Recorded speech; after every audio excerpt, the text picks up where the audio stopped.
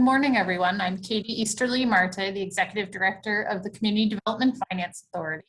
And we'll start today's workshop so that we can be sure to end at 11 o'clock as we had planned and get you all the information that we're hoping to share with you today.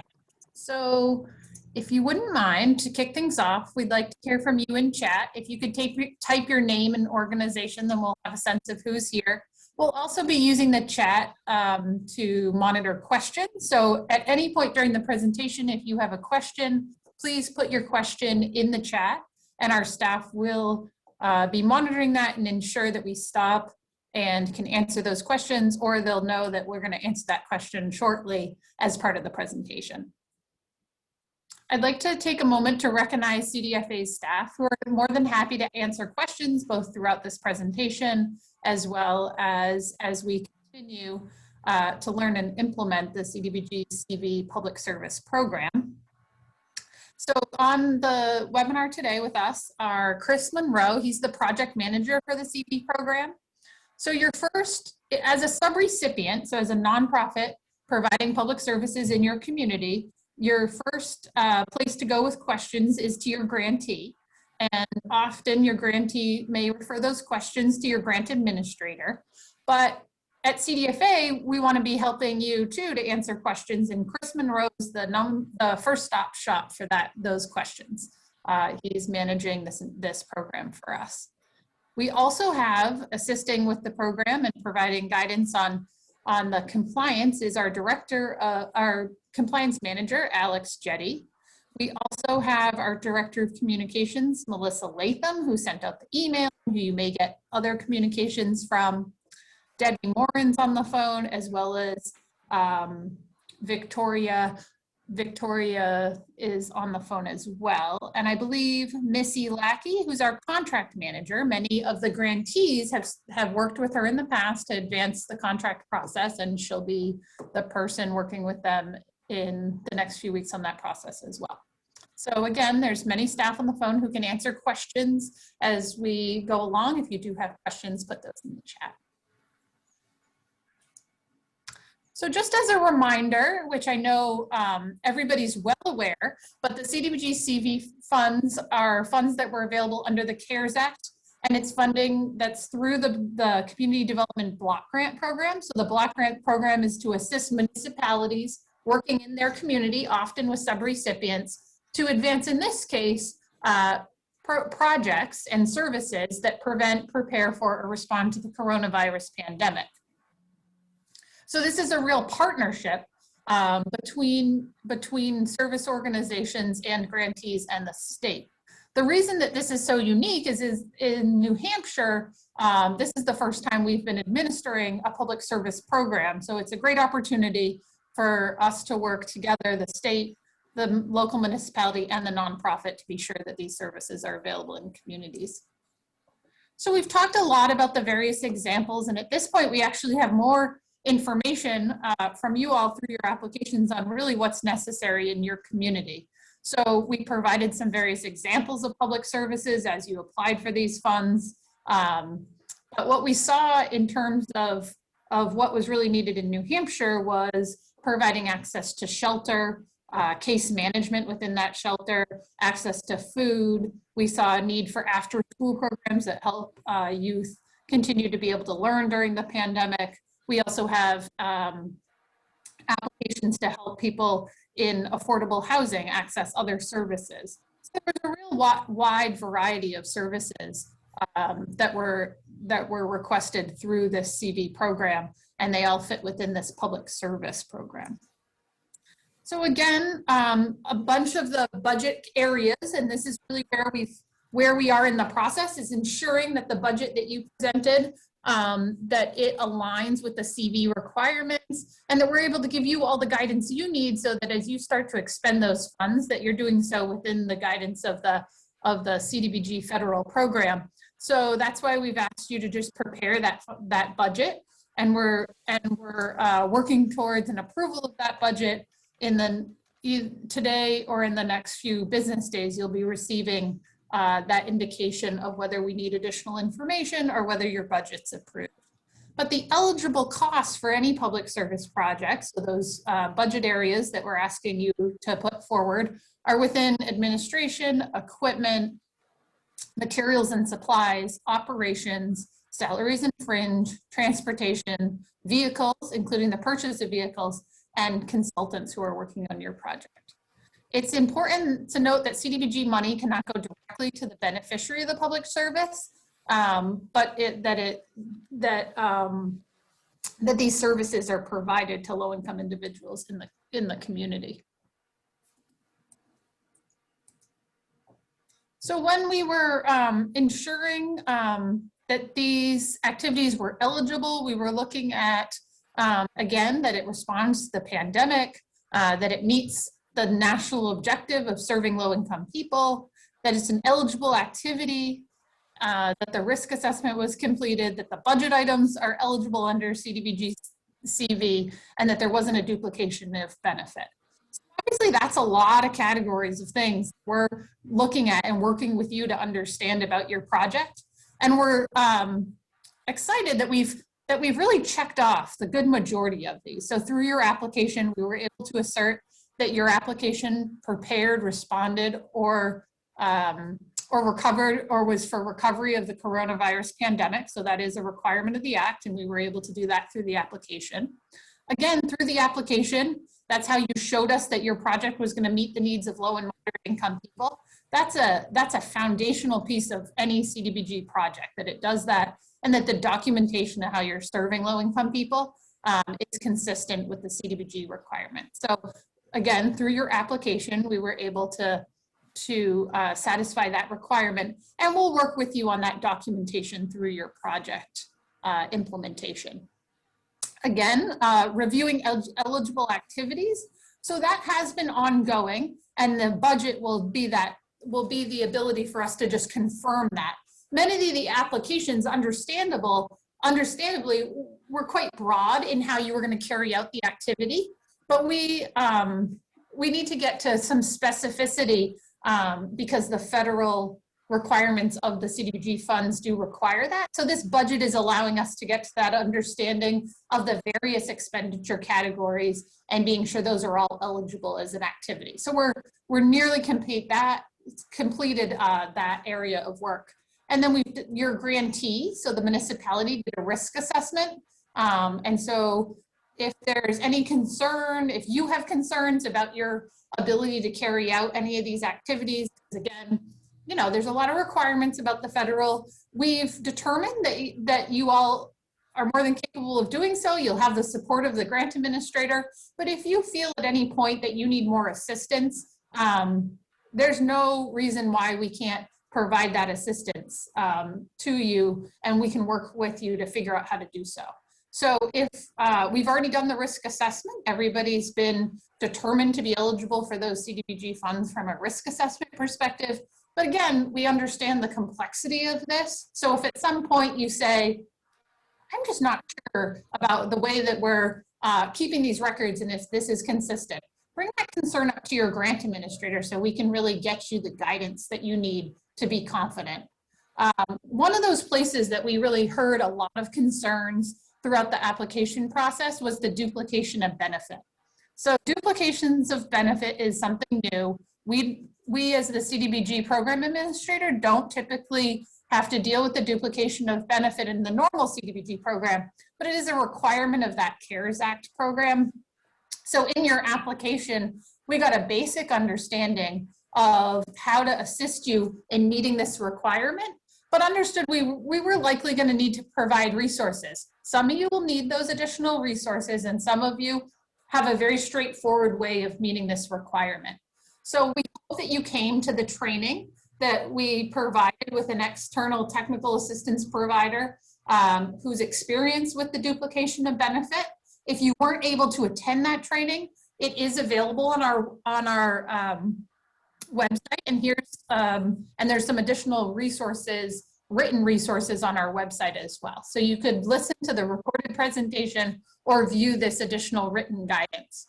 In addition, if after reviewing that written guidance, you're saying, I just am not confident that that I'm able to meet this duplication of benefit requirement in a way that feels satisfactory to me or my board, we do have technical assistance time with that consultant. So absolutely free of charge to the grantee and to the subrecipient, you can ask for time with the consultant and they can just help you walk through your specific project and how you're going to meet this requirement. We know this is a new requirement because it only came in the CARES Act.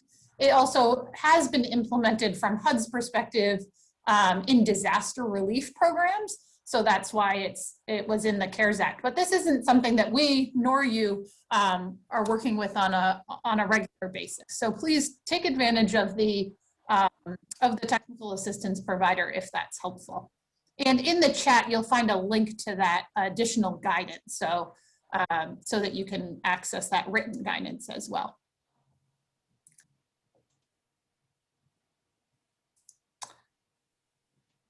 So we will communicate with you in the next 3 business days about the budget that you submitted.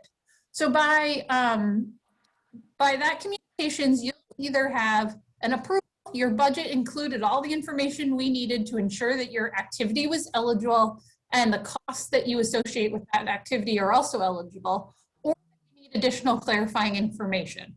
And one of the main purposes of this workshop was to provide you some additional information about some of those budget items that are most complicated. So a lot of the budget items are pretty straightforward. And if your budget included all those straightforward items, then you'll, in the next 3 business days, receive that approval.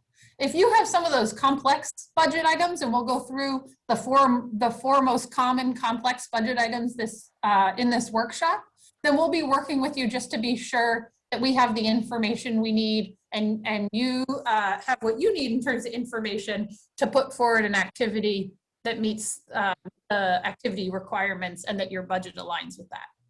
So that's really why we wanted to spend this time with you today, is to give just some guidance on those major areas that are most complicated. As you may know, there's about 50 different activities that were funded in the CDBG-CV application round. So we have grantees, so those are the municipalities, and then under the grantee, we have between 1 and 10 different activities. The contract between CDFA is with the grantee, so with the municipality. So we will be contracting with the municipality, and really based on our normal contracting process, as soon as the budgets are approved for all of the activities under that municipality. So we encourage you, because you may be one of 10 different activities happening in your municipality, to continue to work on that budget and get it approved, because once it's approved, then we'll be able to do that contracting process. We expect to get the contracts out to the grantee between a week and 10 days once those budgets are all approved. So once that's done, the grantee will review the contract. We're hopeful that the contract is straightforward and the majority of it is aligned with the normal CDBG requirements. So things that the grantee really understands from their previous work in CDBG projects. But some of the areas will be new to CV, and we'll be working with the grantee to be sure that we answer any of their questions. Once they execute that contract, they'll sign it and return it to CDFA. And then we'll submit that contract to the Attorney General's office, who has to review it. And then the contract will be submitted to what's called administrative services. And then we'll get that final state approval, and the funds will be made available. So once your budget's approved, you may, at your own risk, start to carry out the activities with your own funds. If you are concerned, the ideal would be to wait until Governor and Council's approval, which will, if you move through the process really quickly, will be the end of April, likely, by the time it goes through these steps here. But if you want to use the funds before that, then once your budget's approved, you may do that at risk, because if it's not approved by Governor and Council, we can't make the funds available to the project. So those are the next steps.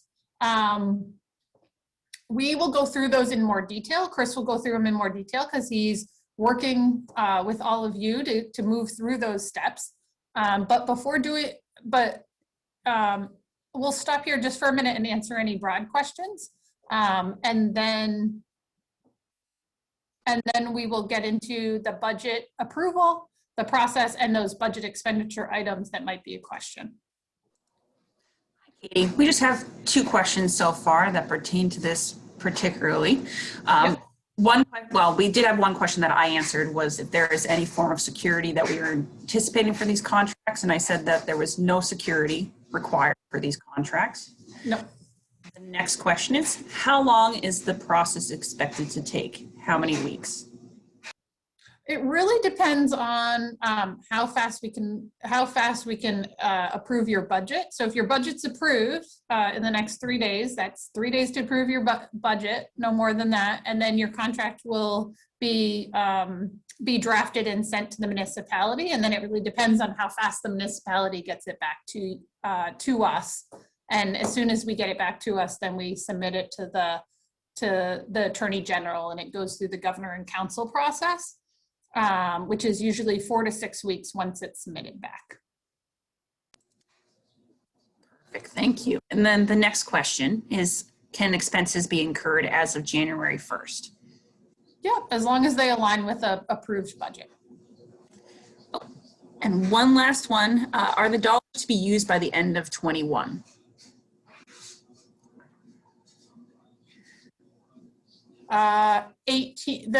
It's 18 months is the service period.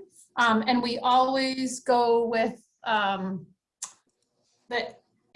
contract will end either on June 30th or on December 30th. And so it's we'll never provide a contract that's less than 18 months. So if to get to June, it's 20 months, then you'll receive a 20-month contract.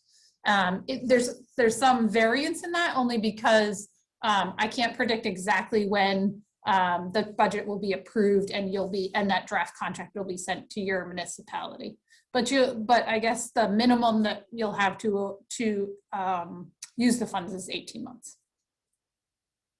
Other questions? That is it for now.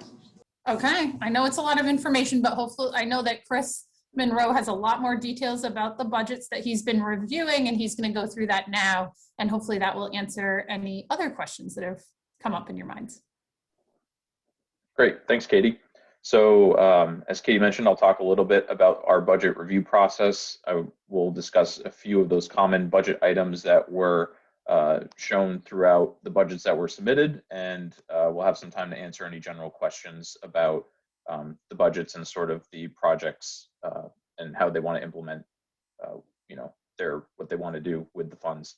So with the CV budget review process, it was important for us to go through this process to ensure the uses align with eligible expenses. As Katie mentioned, it's important with the federal guidelines to make sure that we're working with the grantees and with the subrecipients to make sure everything aligns as best as possible to protect those funds. We also wanted to assess project risk through the budget submission. So as Katie mentioned, there was a risk assessment done by the grantee for each project, and sort of we wanted to review those budgets and see how that aligned with the risk assessment. Most of the budgets that came in after some tweaking had a good amount of detail. As Katie mentioned, there's some budgets out there that will require additional information, but Alex and I went through a process of review and to make sure that we could provide specific guidance on each individual budget. So it's not just a general, we need more information on emergency subsistence payments, but here we noticed a few of these pieces in your budget. We just need you to revise them and we can move forward. And the budget review process allows us to identify common budgetary themes, to tailor guidance around the project needs, and provide technical assistance around specific questions like the ones you might have today or in future conversations. We're happy to meet with you offline as well, whenever works for you. So on the common budget items, there were a few. There was emergency subsistence payments. That was a pretty common item. Hotels showed up on multiple budgets, both long-term plans and short-term plans for decompression for individuals who might be in a shelter, who come down with COVID. You need to get them out of your shelter. How do you go about that? And then the other item is general supplies. So regarding the emergency subsistence payments are used to cover costs of emergency items like mortgage, rent, childcare, utilities. And we'll provide, you can see at the bottom, there's additional guidance. We'd be happy to provide that link as well. That kind of goes into a little bit more detail. And the reason these items are covered are so that individuals can leverage various other pots of money or resources to cover laundry, food, other items for themselves and their families. And we understand that that's not always the case. And some budgets wanted to cover laundry or other items. So we'll be providing specific guidance around that. It might just be an issue of moving those around in the budget and not considering them emergency subsistence payments, but we'll reach out and touch base with you. And then you all receive guidance regarding gift cards, cash vouchers, and cash equivalents and how they're not eligible expenses. And a lot of you included, that tagline in your budgets, but we just wanted to go into some detail on that to make sure you understand what that looks like. So direct payments to providers is acceptable, but it needs to be addressed in compliance plans to identify implementation. So a good example is Uber. If the project wants to set up an account with Uber, that way you're paying Uber directly, or similar to Medicaid transportation, you're paying them directly. You're not giving someone a voucher that, ideally they wouldn't be able to cash in, but might be able to. So we just want to make sure that we're staying within federal guidance on that. Any emergency subsistence payments identified in the budget must be itemized. So, we did receive some budgets originally that said, general category emergency subsistence payments for X amount of dollars. We need to see exactly what that looks like, so we can identify if they fit within that category or if they need to be placed into a different category. And then generally they cannot exceed 3 months, 3 consecutive months within a 12-month period. So they're not, expected to be significantly long-term. There's sort of an end date in there, and we'll work with you directly to make sure it falls within that guideline.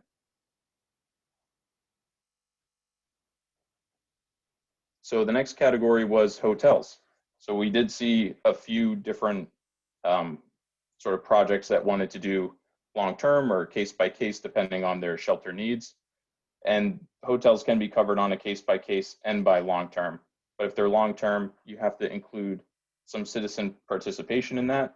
And it also must include cost reasonableness and a procurement process as well, just to show that, you didn't just call one hotel and they said yes, and you went with that hotel. You bid it out to a few different hotels, or maybe a couple said they weren't interested. You just have to identify that. And if you're unable to reserve a hotel within the applying municipality, then you can only use that on a short-term case-by-case basis. Procurement must show multiple hotels were contacted, similar to what we just went over. And if any hotels decline services, you also have to identify how many rooms you're anticipating using and the duration of which you want to utilize them.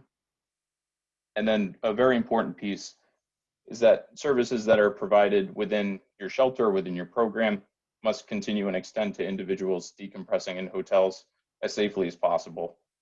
We don't want to run into an instance where an individual might be receiving case management, and that case management ends for a week or however long they're decompressing, and then some issues can arise from that. So we want to avoid that.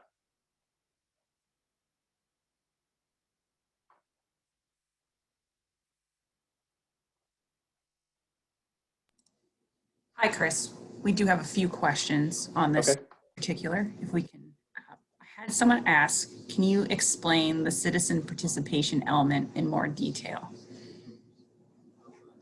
So if you were, if you have a project that you were anticipating some use of hotels, you want to make sure that that was addressed in your public comment period or in your noticing period. Or if you're looking at, and one of the issues is that we received an application that they were running into a problem with local hotels not being able to, not wanting to take in, decompression individuals, and they were looking at going outside of the local or that municipality to another municipality. And we determined that you were able to do that, but because of citizen participation and having an impact in another municipality, that it was acceptable on a case-by-case basis, but not on like a long-term lease on those hotel rooms, if that makes sense. I don't know, Alex, if you had any more comments on that. Correct. That is, it's basically based on the length of stay by the homeless person that's staying in the hotel room. And this actually leads into Ellen's question, is how do we determine short term for hotels, 1 month, 1 week? And I think it's a case by case basis. So it's the duration of the stay for that person to be shielded from exposing others to COVID within the shelter. So it would be, I would imagine it's the CDC recommended period of isolation. So case by case would be, you have an individual in your shelter that needs some decompression, and then you go out and you contact a local hotel, or maybe you have an agreement and you put them in for a certain amount of time and then they leave. But for a long term, booking off a block of rooms within a certain amount of months to anticipate a higher volume within your shelter. So that way you have a long-standing agreement. You might not necessarily utilize those rooms all at once, but you do have sort of a long-term plan where you have reserved the space longer than the average decompression individual timeline, if that makes sense. And Donna wanted clarification. So if we use hotel out of town, out of town hotels can be used for short term, correct? Right, but you have to show that other hotels were contacted within the municipality and that an effort was made to use hotels within that municipality. Obviously, with your program, you want to be able to provide those services even under worst case scenarios, and we want to make sure that we can help the projects have funding to provide those services, but we just need that documentation. Great. Does that clear it up for you, Donna? I just want to make sure that I'm clear on the hotel, but the citizen participation, I'm not clear, sorry.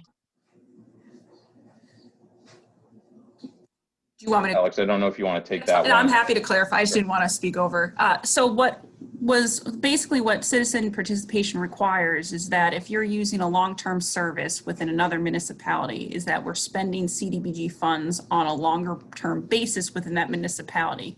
So in that case, we should have noticed within that municipality that we would be spending CDBG funds for a long-term basis. However, on a case-by-case basis, so if you went through your cost reasonableness and you could not find any hotels within Concord, for example, that would house the homeless person that required isolation, then you are able on a case-by-case basis to go outside of that municipality to house the homeless person.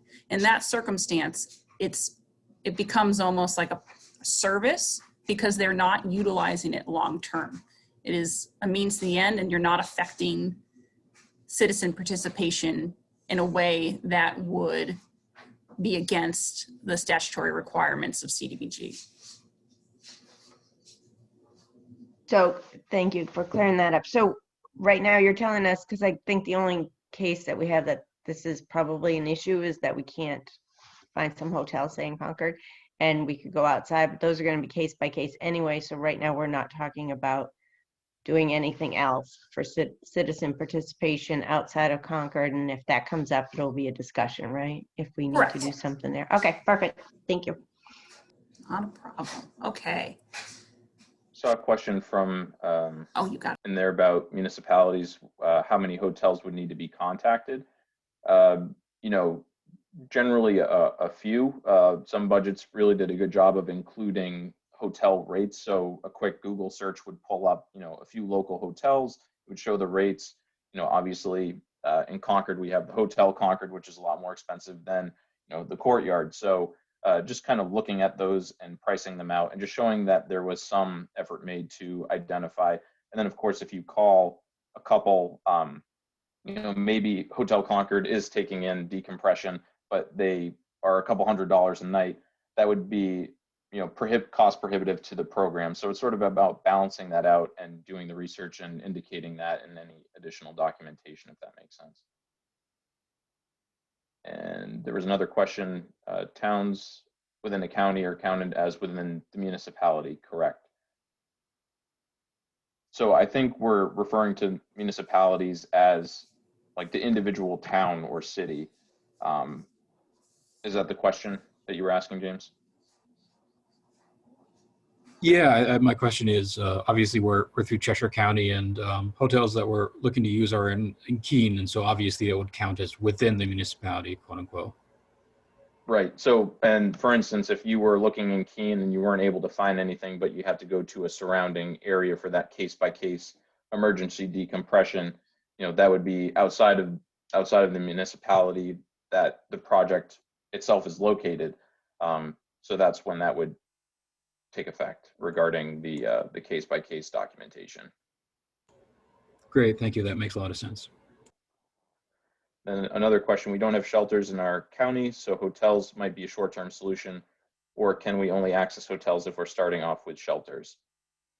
I would just say I think it would depend on what your original application was. If you didn't have anything about decompression or shelters or hotels, then adding this at that point would probably take a side conversation or a separate conversation to see if that's something we could work in. I don't know if that answers your question, Gail.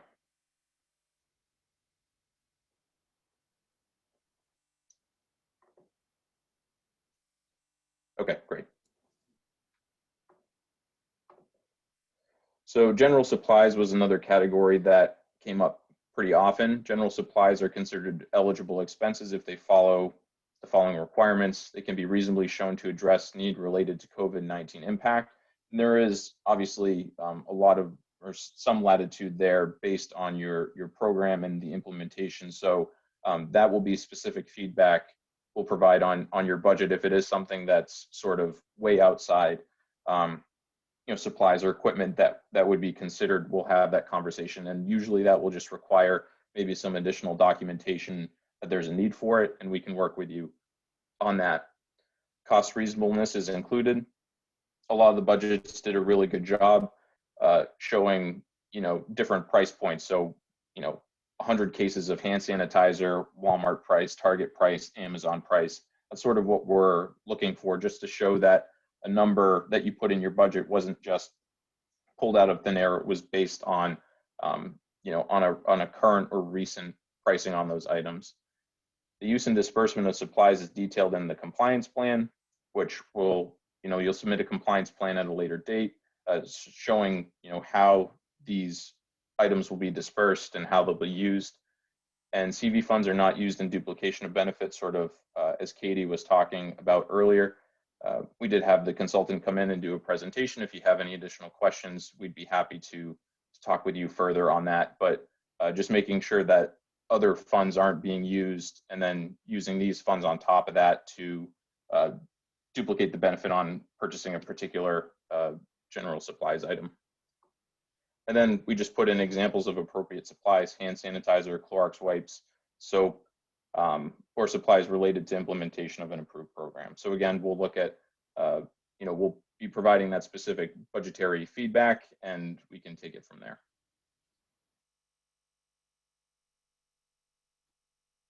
So sort of a few questions that were raised on the hotels about cost reasonableness we addressed.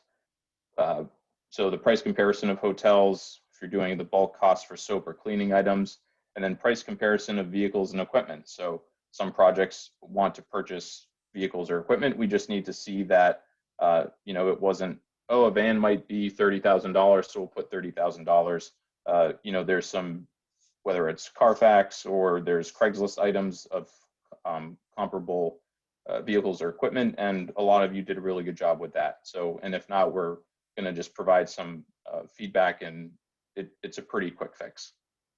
And they can be basic. You don't have to go into significant amount of detail or do a huge Excel spreadsheet. You can if you want. I like looking at them, but if you don't want to, obviously you're very busy. and it can be kind of cumbersome to do that. So just some basic comparisons, a Word document showing that, or some screen grabs of Craigslist are good enough. And we'll provide additional guidance on that too. So the next steps, as Katie sort of mentioned with the contracting process, today we're having our workshop. We'll do any additional meetings. If you want to talk with us offline, we're happy to do that. The budget approval or request for further revision will occur within 3 business days. So I'll be going through as quick as I can today and over Monday and Tuesday to make sure that we get approvals out that are ready to go super quick, and that we have specific guidance that we can put into GMS. You can work with your administrators on reviewing that and uploading whatever documentation is needed. And then if approved, the contract process will begin within 10 business days, so pretty standard. And then again, if further revisions required, we'll just need some more information. Once that's complete, the standard contract process will start. And then the subrecipients will submit compliance plans. And once the contracts are executed, they'll be sent to Governor and Council for approval. And once those are approved, funds are available for disbursement. But as Katie mentioned, once you get your budgets approved, if you want to spend funds at your own risk and be reimbursed for that, you're able to do that as well.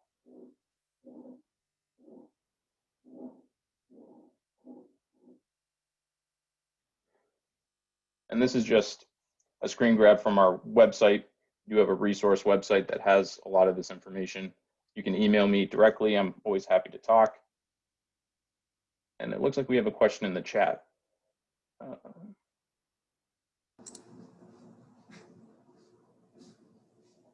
We've been asked to amend our app a few times and reallocate requested funds to different areas. We're not sure if we have been approved for total funds requested, with any adjustments needed in budget, or is it still up in the air?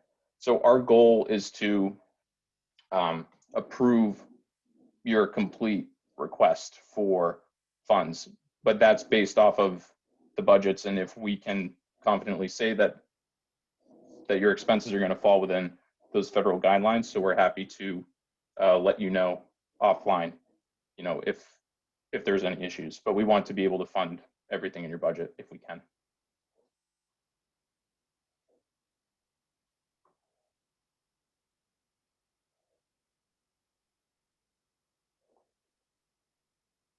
And I know we buzzed through that pretty quickly, so we do have a couple minutes. If anyone has any particular questions or, you know, wants to talk with me directly, you can send me an email. That's no problem.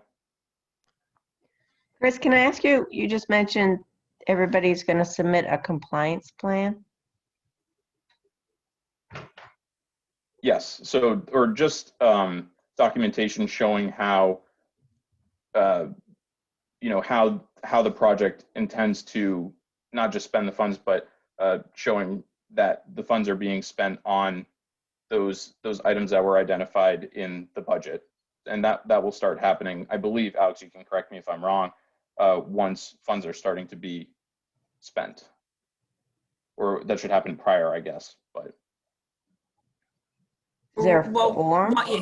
once budgets are approved, we will be working with the subrecipients that with approved budgets on finalizing their compliance plans. Some do have more compliance requirements, like if you're doing emergency subsistence payments or if you're purchasing expensive levels of equipment. So those are the ones that we will work with directly to ensure that we're all on the same page of the federal compliance requirements. So that's nothing we can be doing right yet. We're waiting on that for you guys to. You can definitely start. There's no reason not. If you, because some of the subrecipients do have simplistic compliance requirements, like if you're doing payrolls or items like that, there's no reason that you cannot start working on it, and you could just submit them. Okay. Do you have an example compliance plan? I'm assuming this isn't the one that we submitted with the application. It's the same compliance. Oh, okay. Mhm. Okay. And obviously, we just need to be updated if there were any changes from the original application to now, if there's any cost shifting or anything like that.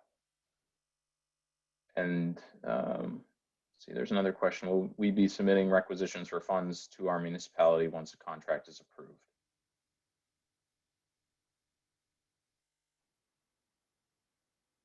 Alex or Katie? I'm sorry. Which question are we on? I apologize. Sorry. Will we be submitting requisitions for funds to our municipality once the contract is approved? That will just be a claims process, right?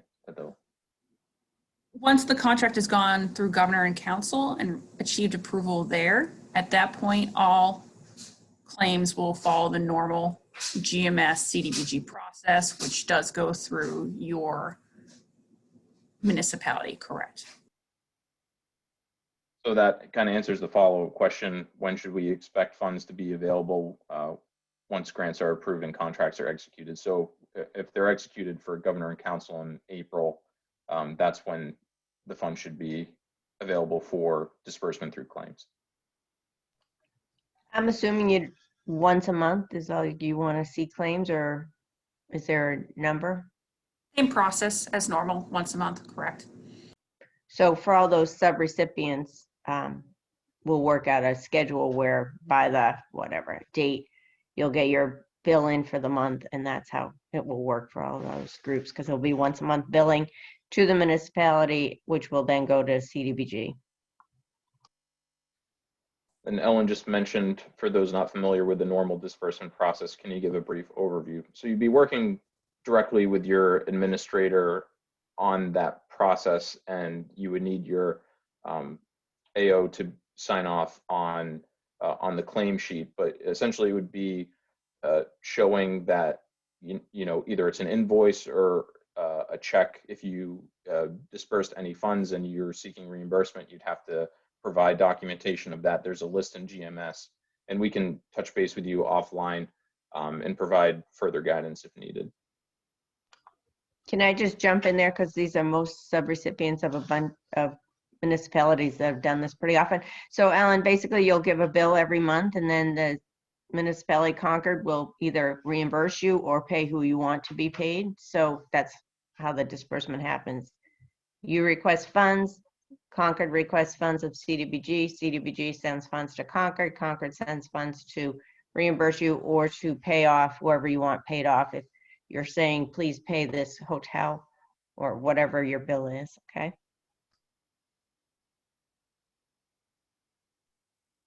Chris, do we ask you about the duplication of benefits, or is that a separate person? It was unclear when Katie was talking earlier. I just wanted to clarify. Sure. You can send me an email, and we can sort of get whoever's needed on that conversation involved. But I'll be the point person for sort of any programmatic or other questions related to the CV funds. Thank you. Would you mind putting your email in the chat so that I have it? My director is the one that I was asking questions for, so I just want to make sure I have it. Thank you.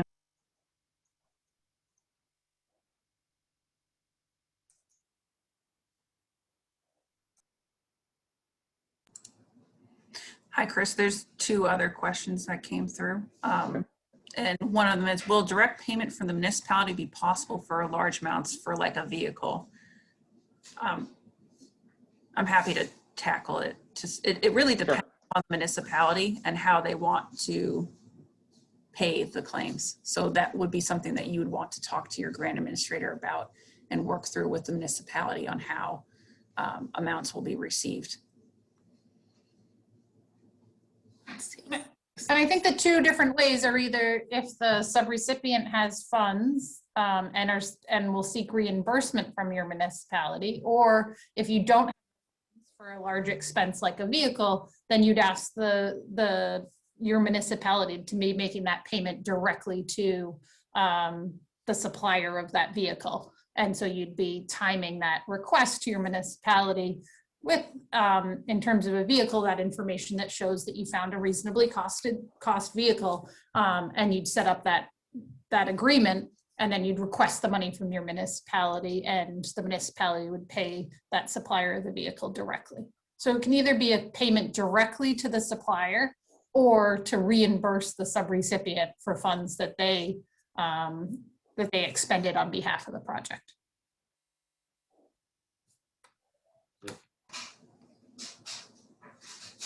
Gail, does that help answer your question about if you incur expenses from January, February forward, that reimbursement is allowable?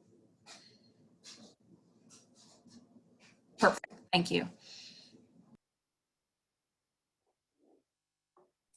Yeah, so if you're incurring funds in January, as of January 1st, then you'll want to just be clear that you understand the requirements that were set forth in your budget. So you wanted to incur these, you started incurring these funds to do your project, and we're really thankful that you've been able to do that and to provide those service in your community.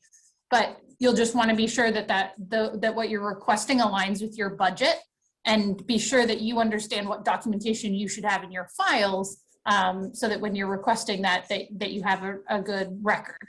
And if it doesn't, just let us know, because we'll work with you and try to ensure that those costs you've already expended can be eligible. That's what the goal of the budget is to just be sure that we're giving you good information of how to ensure that your costs are eligible and that you have a record that ensures that you've met those requirements.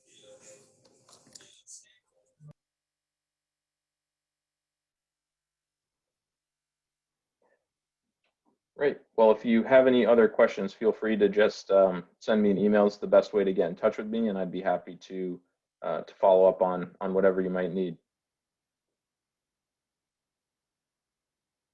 Question, do we need a copy of the timesheet with salary expenses? So those are items that we will cover definitely in the compliance plan, but yes, you do need an accounting of your timesheets, and we will work through that process with you. We can even give templates as well, if that would be helpful for your submission of those expenses.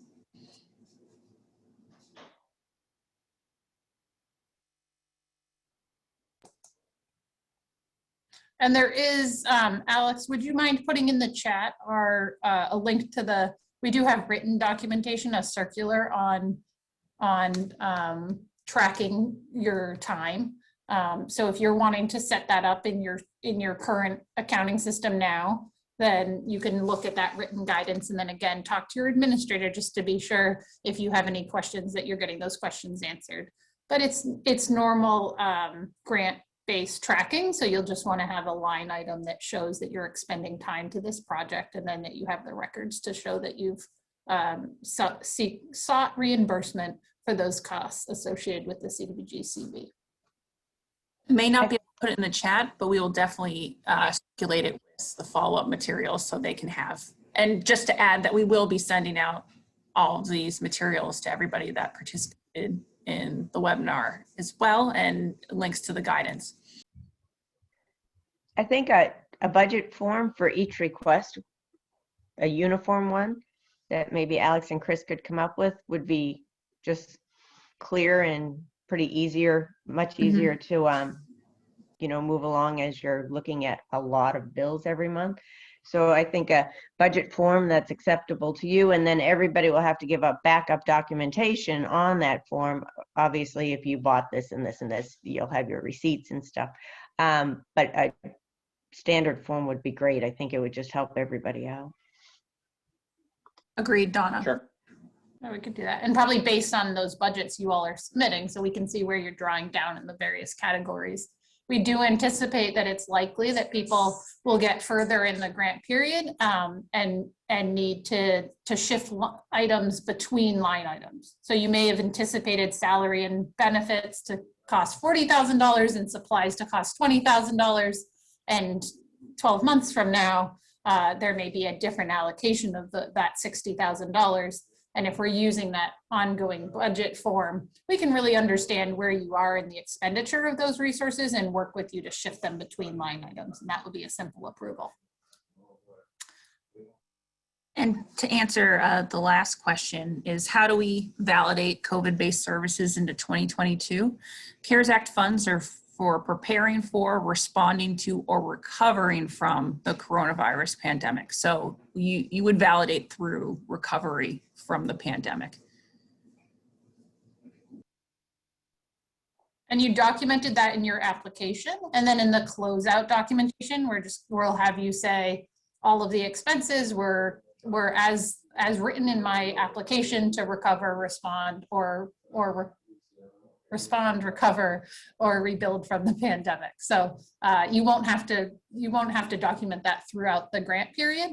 If at any point you feel that you're no longer providing services that are doing any of those things, obviously let us know, because we don't want to be in a position in which you feel unconfident that your project continues to be applicable to the COVID pandemic, but we imagine that expenses 18 months from now will still be related. So we're going to take that documentation you provided in the application, and that's our baseline, and then we'll just have you confirm at the end of the grant period that the work you did, it was in accordance to the needs that you documented in your application, and it's all been to prepare, prevent, and recover from the pandemic.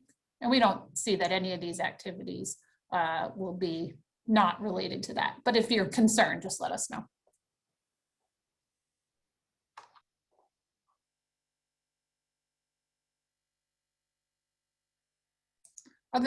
That makes, I think people have said that some of the information, it was harder to know in the past.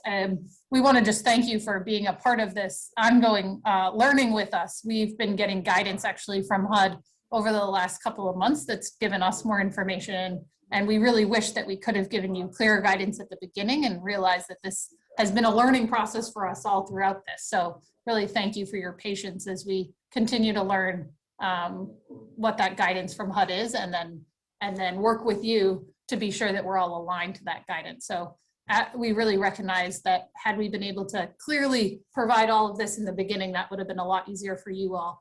And we wish we could have done that, but we really thank you for continuing to learn with us and ensure that we're having projects that we think will make both a big impact and fit within that guidance. So we're really confident that these projects are really important, and also that we're on a good path to meeting those federal requirements. And doing both those things, something that's impactful and meeting the guidance, is hard to balance. So we really appreciate you working with us to balance those two things.